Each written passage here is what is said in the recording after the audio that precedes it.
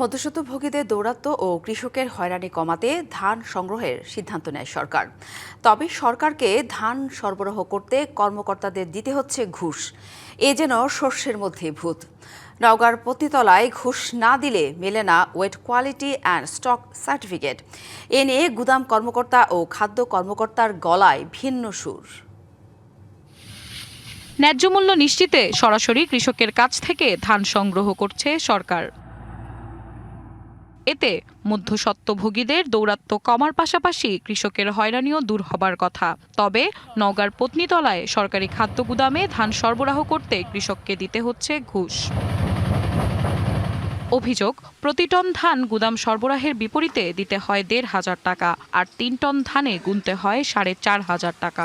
আমি পত্নীতলা গোডাউনে ধান দিয়েছি ৩ টন।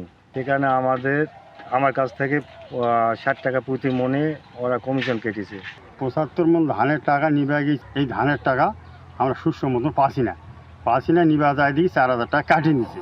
টাকা না দিলে ধান সরবরাহের জন্য প্রয়োজনীয় weight quality and stock certificate পেতে ভোগান্তির মুখে পড়তে হয় কৃষককে। এবারে ধান দিছি, ধান দেওয়ার পর ৪৫০০ টাকা নাকি লাগবে।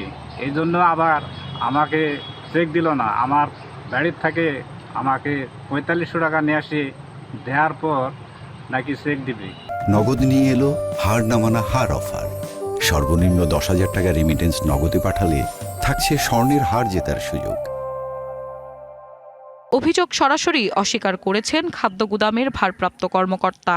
তবে প্রাথমিক তদন্তে সত্যতা পাওয়ায় প্রশাসনিক ব্যবস্থা নেয়ার কথা জানিয়েছেন খাদ্য কর্মকর্তা।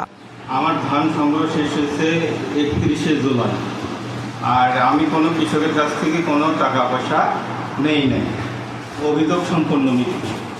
তদন্ত এখন চলমান আছে, তবে আপাত দৃষ্টিতে আমরা যেটুকু পেয়েছি তাতে বোঝা যাচ্ছে যে তার এখানে অনিয়ম সংঘটিত হয়েছে এবং বিধি বহির্ভূত কাজ তিনি করেছেন। আমরা এই বিষয়ে কঠোর ব্যবস্থা নিয়েছি। গুদামে ধান কেনার প্রক্রিয়াতে অর্থ লেনদেনের ঘটনায় প্রশ্ন উঠেছে সরকারি খাদ্য সংগ্রহ ব্যবস্থার স্বচ্ছতা নিয়ে। DBC news desk.